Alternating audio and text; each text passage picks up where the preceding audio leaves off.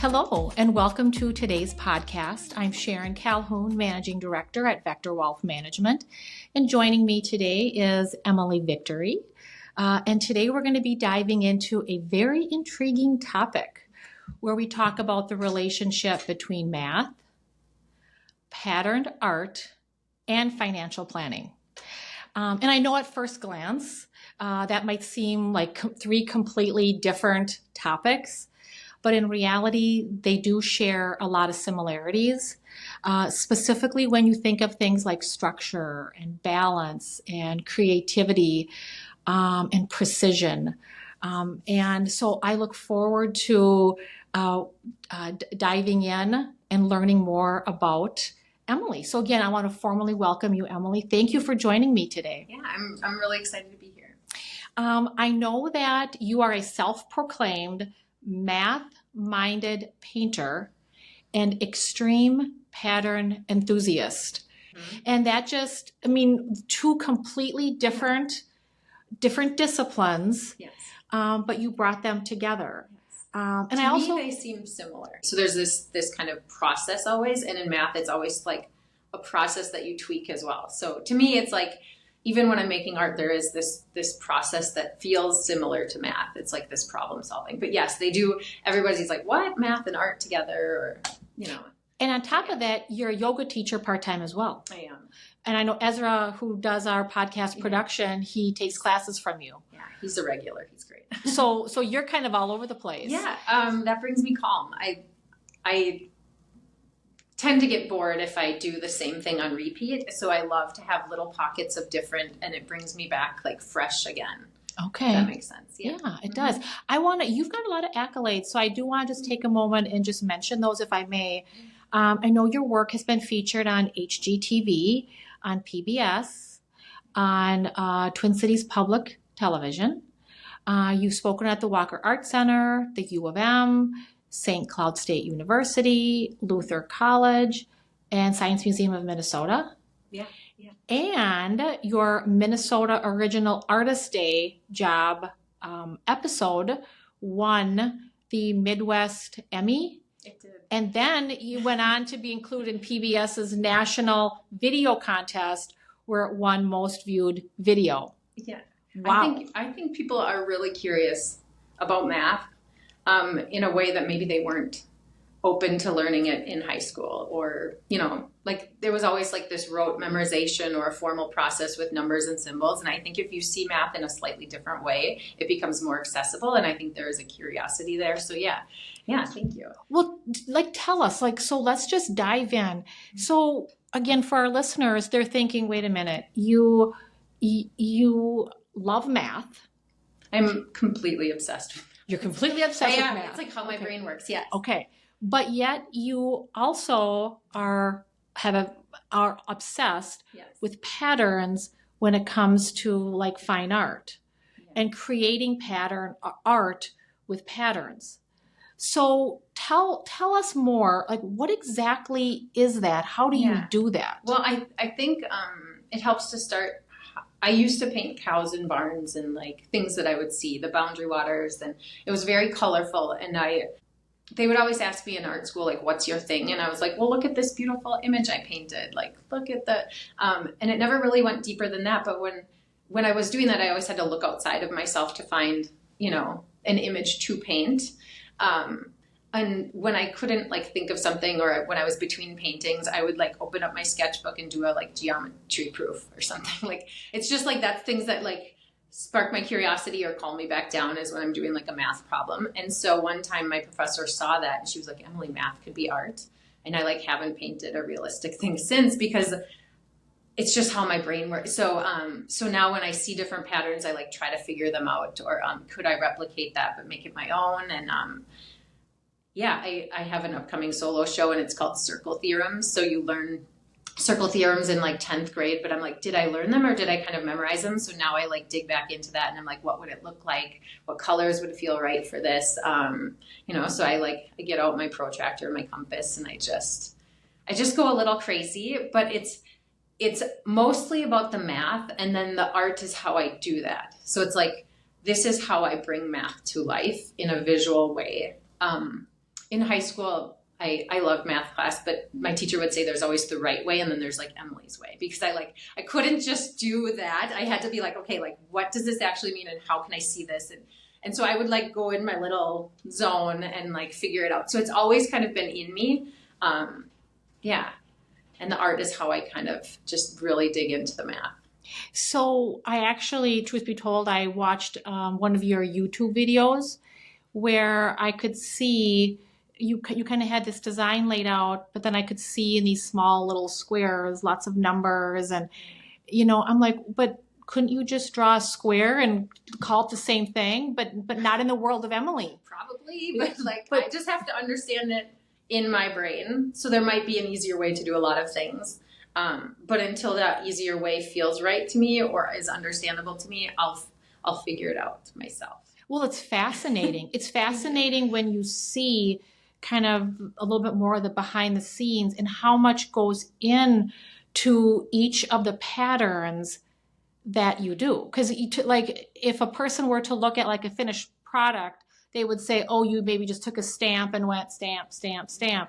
But that's not the case at all. Behind the scenes, I mean, when you look at it, I mean, it's what I would call pretty sophisticated math going on into these art pieces. Thank you. Yeah, and I actually, I like that you can see, I like viewing a painting from different depths. So if you look at it from afar, it kind of looks very precise. Mm-hmm. And then you go a little closer and it's like, oh, you can see the handmade touch. Like it's not stamped out. You can see the changes in the brush strokes. Or so I like that it can be viewed from different places and seen differently, mm-hmm. More interesting or more to learn as you step a little closer and step a little closer. But I like that handmade touch, even though it's like a stoic or a, content. It's also, I don't know if domestic is the right word, but it's very like handmade, personalized. Yeah.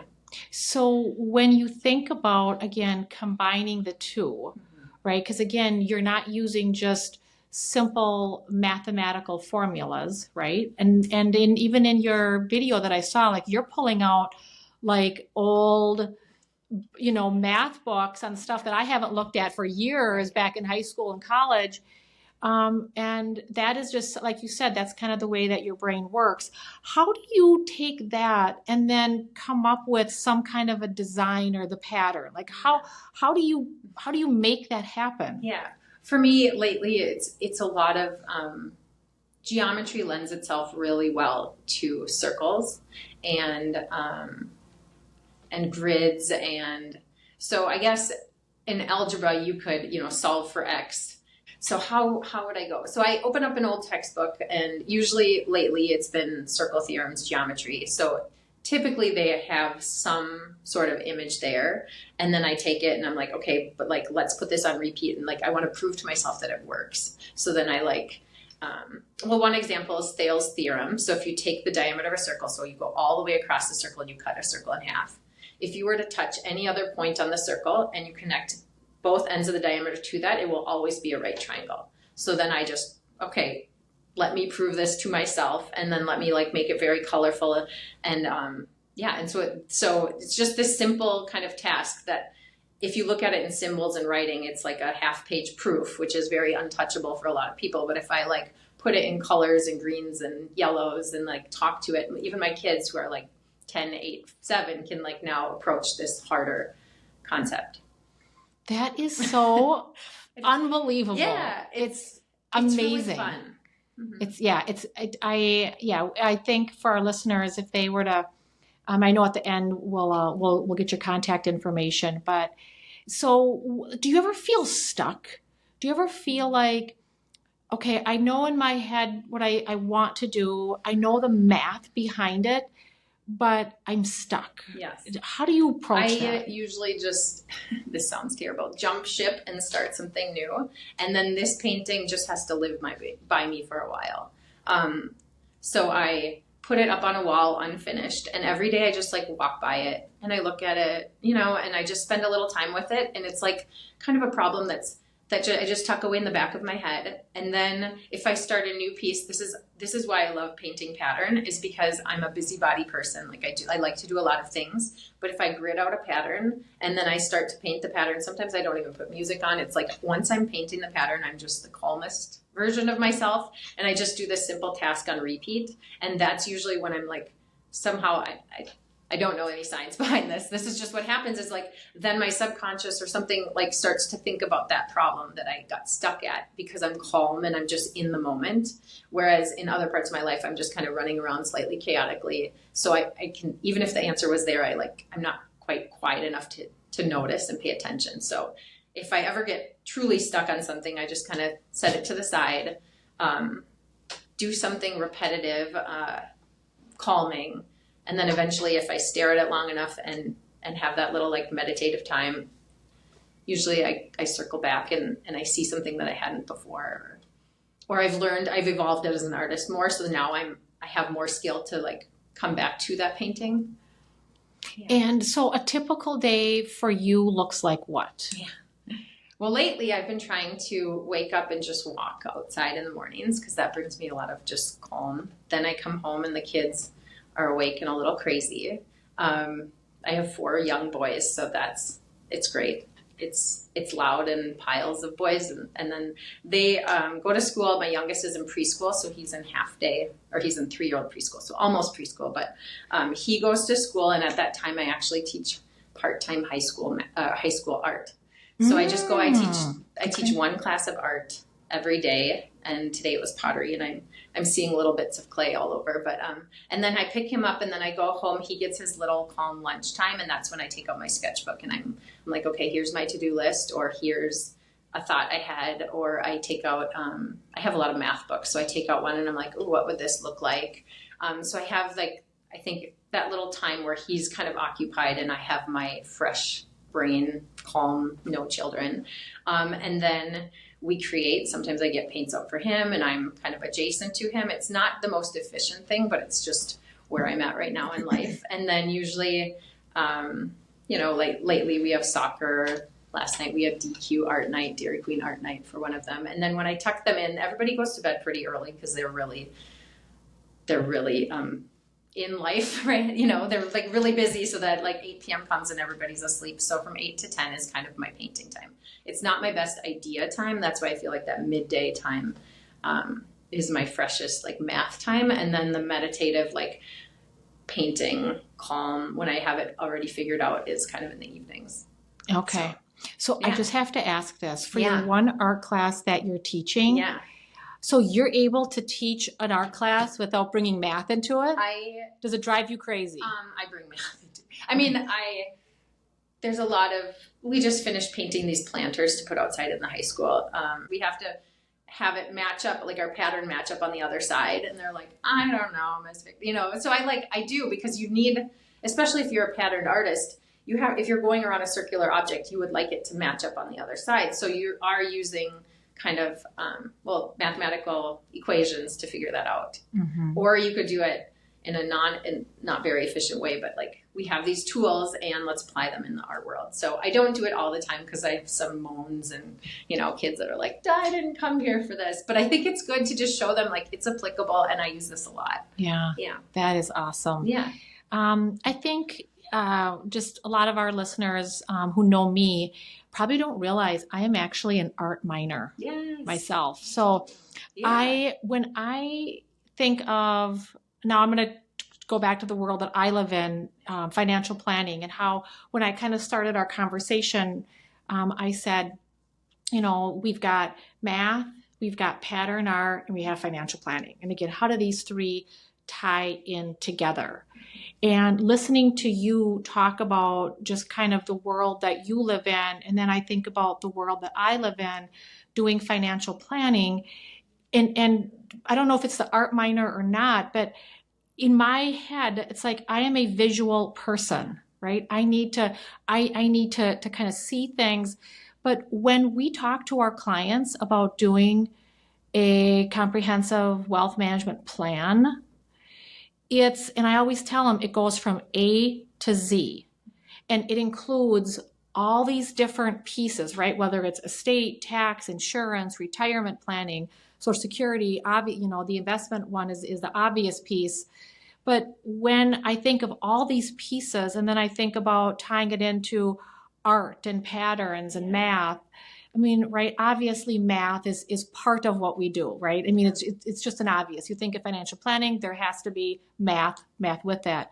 But the art piece in my head is that when you think of these pieces and you put them together, right, what do they make, right? They make a big picture if you have all the pieces. And so when we talk to clients, we like to say, hey, some of these pieces may not apply to you. So maybe that piece it's still present, but maybe it's in your world like a muted color where it's not really creating the image. But when you have all these pieces, you put them together. And so I keep envisioning a circle and like a pie chart. Yep. Kind of. And it's like colorful and different sections are bigger than others. And it's like, oh, I'd like that one to be bigger. So then you just kind of adjust and take it. Like it feels like, especially if you're an art minor, it's like this big problem solving creative puzzle. Yes. Yes. And like, And so while we're doing different things, I feel like we can relate it to each other. So when I was thinking of our conversation today, again, I was really excited and very intrigued, particularly by your repeat of patterns. But then I'm thinking, wait a minute, in the world that we live in, we look at a lot of patterns too. Our patterns are more mathematical patterns around, okay, what are historical numbers? What are trends? What's inflation done? So it's a lot of more statistical, analytical patterns that we look at. Yeah. But then I get the benefit of having that art piece too. Again, you get to end up with a beautiful, a visualization of your final piece all put together. Whereas for us, it's so fluid. But in my head, I'm thinking, this is art, right? Yeah. It's not, because what may fit for one, that picture is going to look different for somebody else. Even the process, I feel like when I start a painting, I never want anybody in the studio because it's like, oh, don't look at it yet. It's so muddy and mucky. Mm-hmm. And like, it just like, you refine it and then you refine it or you tweak a color and it sounds like the same. So it's like, maybe I'm not a financial planner but it sounds like they come with like something that's like kind of just unsure and not quite there. And then like you try and you adjust and you like, it feels like the same process. I agree. Yes. Yeah. And if you were to kind of give a piece of advice to our listeners about creativity, right? Mm-hmm. Because in art, you would think there's always an element of creativity. Mm-hmm. How would you see that as it pertains to art? Mm-hmm.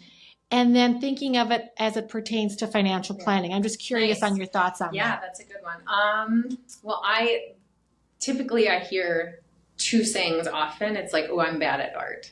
Or just general blanket, like, oh, I hate math, or I'm not good at math. And it's like, whoa. Like we can, art is so big and it sounds like that person usually has a lot of rules of like, what is art? And it's like, well, what if it could just be playing like color mixing? Like my kid is 10 and he loves to just simply like use the colors to mix them and he calls it art. And so who am I to say like, that's bad? Like it is kind of whatever you would like. So in order to be creative, I think at first you have to kind of look at what rules you have set up for yourself. Like where are you kind of hindering yourself? Or if you're like, I'm bad at finances, it's like, whoa, we can like, figure this out. It's not so black and white. It's just, okay, where are the struggles and let's fine tune it, figure it out. And then as for like coming to creativity, I think it has to be about the process and not necessarily about the end result, especially at first. It's like if you're making the painting for it to be a good painting, you usually lose a lot of yourself in the process and it becomes a chore versus this really enjoyable process. So I think it just has to be about a little bit of play, a lot of it of curiosity. Mm-hmm. And then also combine that with a beginner's mindset. Like I don't have it figured it out. And I've been painting for 15 years and I learn things every single day that then I can apply like the next day. So it's like, I am an ever learner. And I think if you approach creativity like that, then it just is, it's not like this good or bad. It's just this ever evolving process of learning. Yeah. If that And makes sense. Yeah. it totally makes sense. And I think kind of one of the things that I'm also hearing you say is that you have to just start too, right? So That's usually the scariest part. It usually, especially with art, or even math, and a lot of past, like a little bit of vulnerability comes in. Like you just have to put yourself out there, and you might be 20 paintings away from anything that's good, but like that's kind of the process. You have to just pick up a brush and like begin. And yeah. And I love that, because when I think of, again, tying that into financial planning, so often when we're first maybe having an introduction to someone new that hasn't been working with Vector, it can feel very overwhelming. Mm-hmm. And oftentimes what we hear is, I don't know where to start. I don't know how to start. That is exactly the same. The scariest part of a painting for me is when the canvas is white. So I go and I put like black stripes on it, and then I cover those slightly, so at least it's not white. It's like, oh, it's already been not wrecked a little bit, but it's already been touched a little bit, so it's not perfect. Now I can approach it easier. So yes, I feel like that first step, it's like I don't even want to look at a blank canvas because it's too much, it's too overwhelming. So I just do one repetitive thing, cover it a little bit, and now it's not perfect. Now I can like access it more. Yeah, that's calm down and then just like go. But that's such a great way to start, right? Yeah, because it takes away. Yeah, because you're like, to your point, you're staring at a blank. It's no different than, sometimes people just stare at a blank screen. They don't know how to start typing because they don't know what to say. But we always tell clients, when you're working on your financial plan, we kind of use the analogy of, we just go one step at a time. It's kind of like eating a sandwich. You take one bite at a time. Because if you go into it thinking, hey, here's the end result, like for you, hey, here's what I think this picture is going to look like, or this painting is going to look like, but you haven't even started yet, it's like, let's just put that on the back burner. Let's just start, even if it's just baby steps.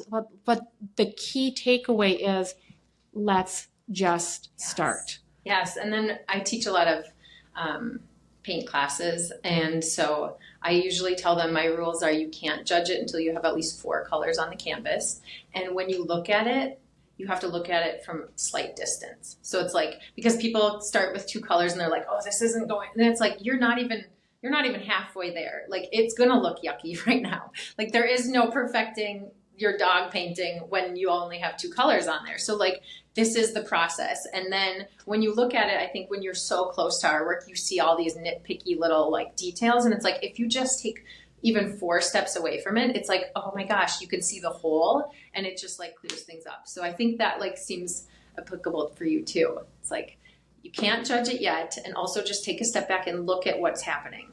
Yeah. And I also think to your point, because some of your pieces, I mean, they must take a very long time. Yeah. In art school, somebody was like, what are you, some kind of a monk? I was like, actually, that sounds like a really good life goal. Like just to like repeat and like be calm, because I'm usually not a calm. I've been, I'm not like the calmest person, or a person that just like sits down unless I'm making. That's like it just keeps me occupied and very calm. So yeah. Just to kind of repeat, starting somewhere, but having that long-term vision in mind. Yes. Because for us, right, we're not running a sprint. This is a marathon, and the world that we look at it, the lens that we look from or look through is, this is a long-term relationship.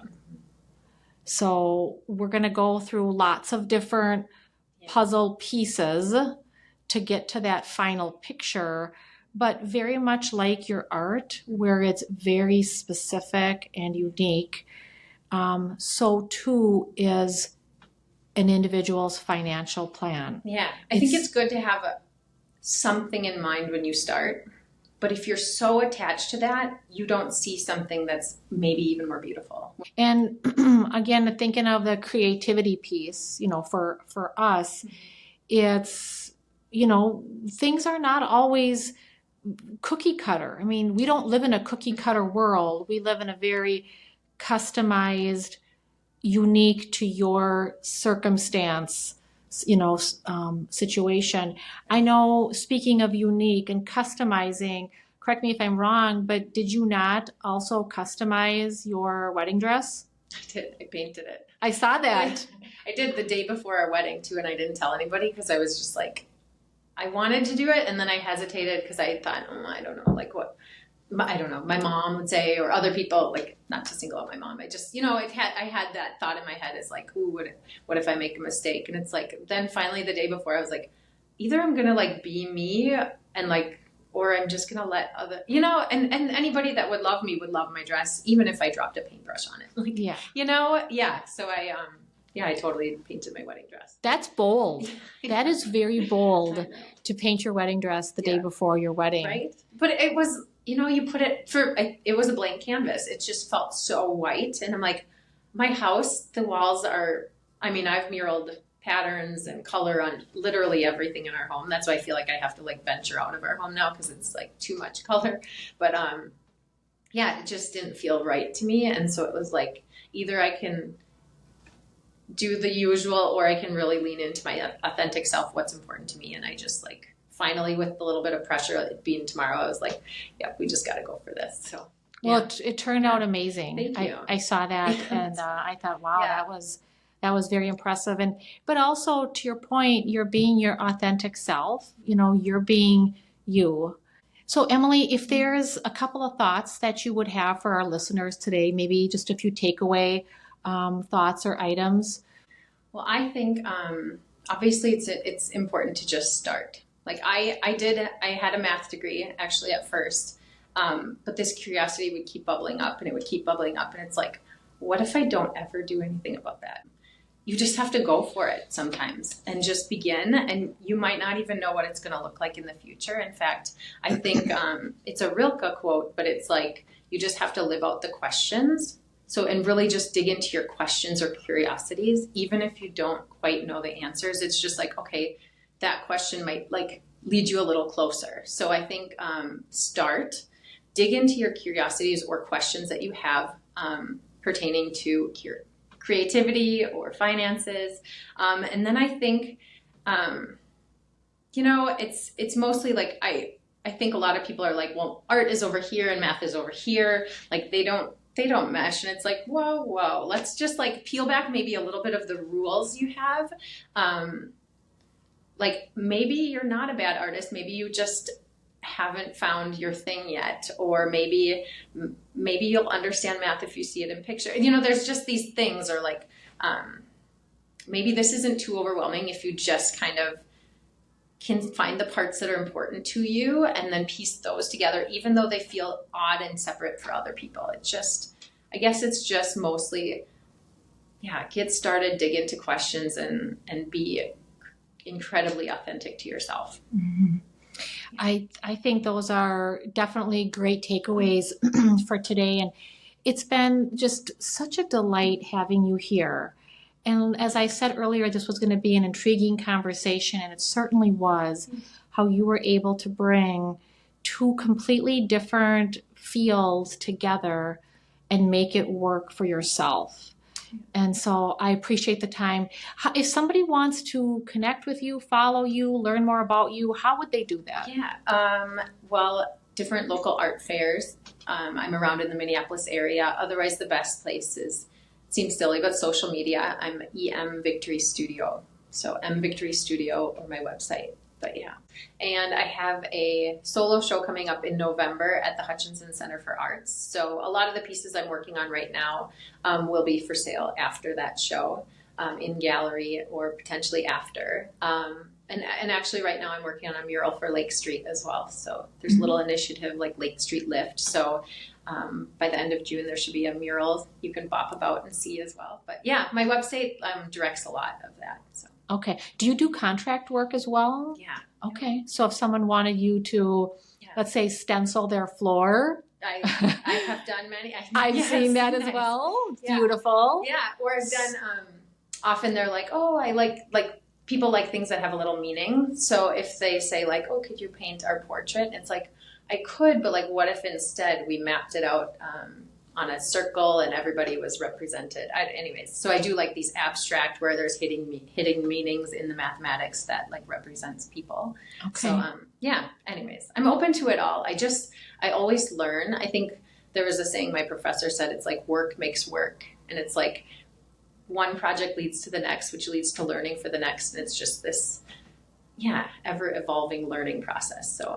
Okay, well, good. Well, I hope that some listeners will reach out to you. Yeah. Again, from my perspective, when I think of, again, the lens that you work through with taking your math, taking your patterned art, and then I think of it for what we do here at Vector, just, again, customizing, a plan for each client that's unique to them. Because your artwork, every piece is unique. And so that's why we try to tell clients, again, we're not following templates, right? We don't take that stamp. Like you could easily take that stamp and stamp a pattern. You actually use a mathematical formula for that. We do the same when we're working with clients. And so whether that's structure, balance, kind of, creativity with a client's plan, but all the while looking at that long-term vision. Yeah. I love it. It sounds like a painting. Yeah. Like now I'm like, I just want to paint your plans. I do too, actually. I do too. Yeah. So again, thank you so much for joining us today, Emily. I hope now our listeners can see how math and art and financial planning do kind of interweave together. And if our listeners today, if you have any questions about your own financial plan, or someone that could benefit from our services, please feel free to reach out to us at Vector. So again, thank you very much, Emily. Until next time, stay safe. Hey, thanks for listening to our podcast. Information presented is for educational purposes only and does not intend to make an offer or solicitation for the sale or purchase of any specific securities, investments, or